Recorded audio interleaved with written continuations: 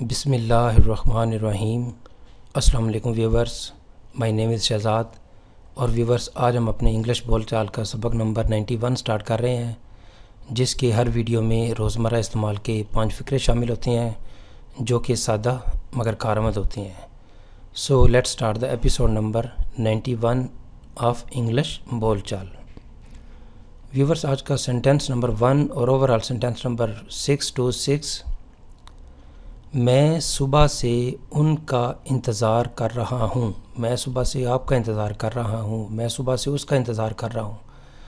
तो यहाँ पे सेंटेंस है जी कि मैं सुबह से उनका इंतज़ार कर रहा हूँ, यानी उनका मीन मोर देन 1 पर्सन जो है गेस्ट होंगे जो कि आ रहे हैं।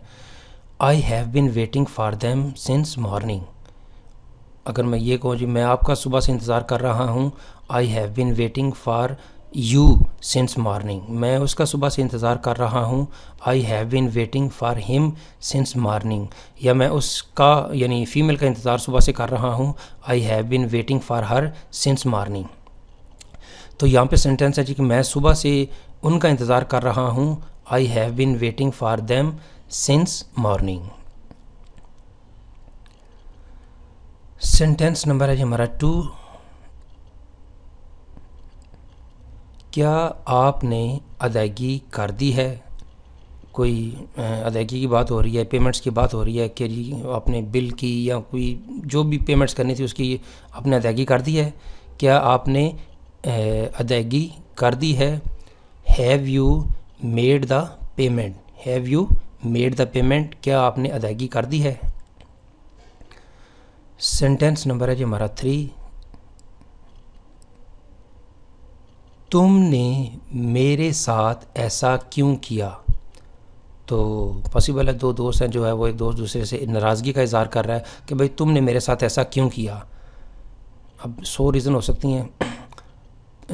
इसकी ट्रांसलेशन ऐसी होगी जी, why did you do this to me? Why did you do this to me? Viewers, यहाँ पे जो है वो कई यूज़र जो है वो कंफ्यूज होते हैं कि Y did you do this with मी और टू मी। इसका जो दोनों का डिफरेंशिएट है वो मैं किसी एक वीडियो में एक्सप्लेन करूँगा। बिल्कुल माइनर सा डिफरेंस है लेकिन डिफरेंस है। Why did you do this to me, why did you do this with मी।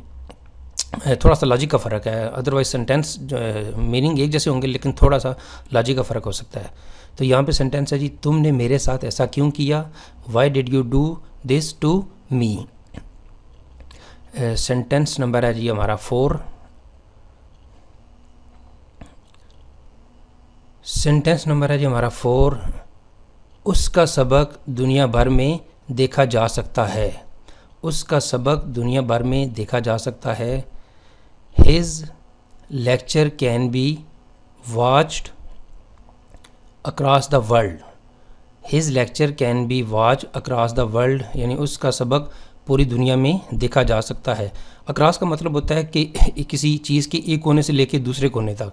तो यहाँ पे चूँकि हम वर्ल्ड की जिक्र कर रहे हैं तो दुनिया के एक कोने से लेकर दूसरे कोने तक, या आप ये भी कह सकते हैं his lecture can be watched all over the world. तो यहाँ पे है जी कि his lecture can be watch, his lecture उसके सबक कैन बी वॉच्ड देखा जा सकता है अक्रॉस द वर्ल्ड पूरी दुनिया में। सेंटेंस नंबर है जी हमारा 5।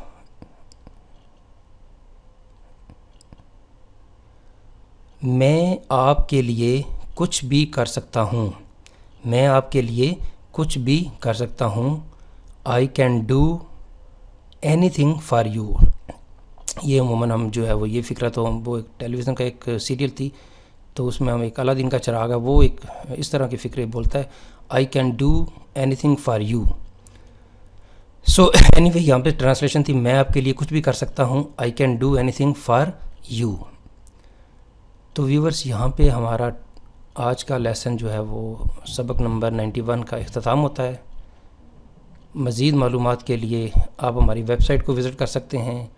और व्यूवर्स, अगर आपको ये वीडियो पसंद आता है तो काइंडली इसको आप लाइक कर दीजिए, इसको आप सब्सक्राइब कर दीजिए और इसको आप शेयर कर दीजिए। मज़ीद मालूमात के लिए आप हमारी वेबसाइट को विज़िट कर सकते हैं www.onlinequizacademy.com।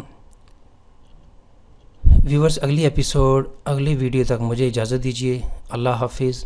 अस्सलामु अलैकुम।